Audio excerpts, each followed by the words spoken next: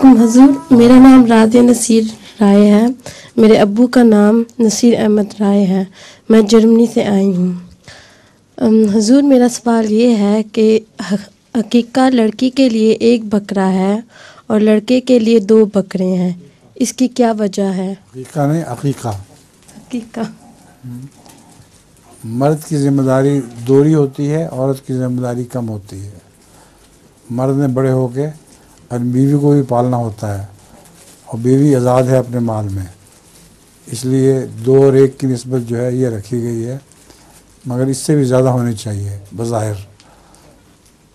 تو واقع سنت یہی ہے کہ مرد کے 2 بچہ، یعنی لڑکے کے 2 اور لڑکی کا 1 بکرا، ٹھیک ہے۔